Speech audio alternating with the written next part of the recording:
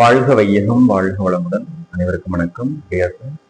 இன்னைக்கு நம்மளுடைய pharma information செஷன்ல நாம் டிஸ்கஸ் பண்ற டாபிக்ஸ் ஒரு சில கொஸ்டின்ஸ் ரிலேட்டட் டு நம்மளுடைய pharmacy professional career as well as higher education.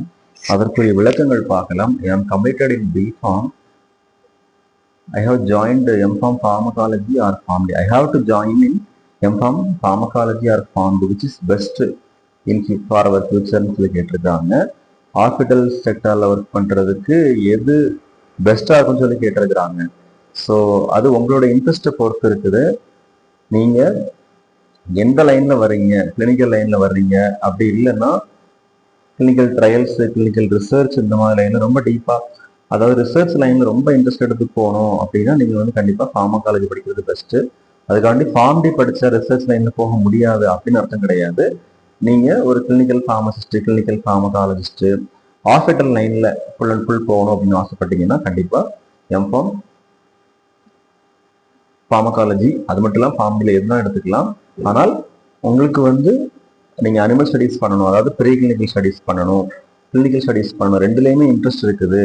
ஒரு சயின்டிஸ்ட் ரிசர்ச், அதாவது ஃபார்மகாலஜிக்கல் ரிசர்ச் சயின்டிஸ்ட் ஆகணும் அப்படின்னு நீங்கள் நினச்சிங்க அப்படின்னா கண்டிப்பாக ஃபார்மகாலஜி படிக்கலாம். இல்லை எனக்கு வந்து கிளினிக்கல் லைன் மட்டுமே போதுமானது, பேஷண்ட் ஓரியன்டான அந்த ரிசர்ச் அந்த லைன் மட்டுமே எனக்கு போதுமானது அப்படின்னு நீங்கள் நினச்சிங்கன்னா கண்டிப்பாக ஃபார்ம்டி எடுத்தாலே போதுமானது. அது உங்களோட இன்ட்ரெஸ்ட்டை பொறுத்து தான்.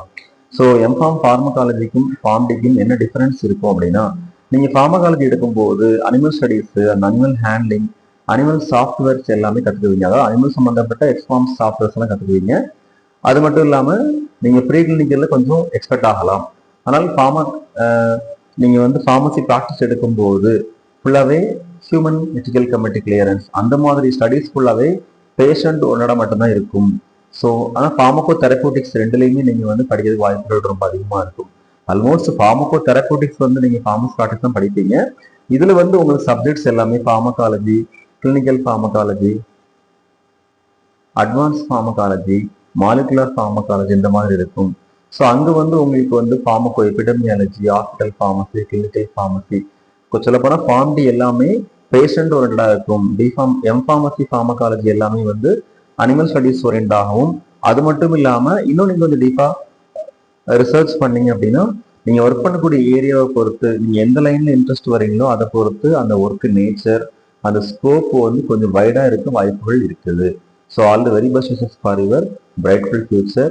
ஸோ கோர்ஸ் செலெக்ஷன் அப்படிங்கிறது நீங்கள் ஃபைனலைஸ் பண்ண வேண்டியதுதான்.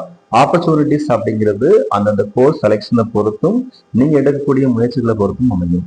Best wishes for all success. வாழ்க வையகம், வாழ்க வளமுடன். நன்றி.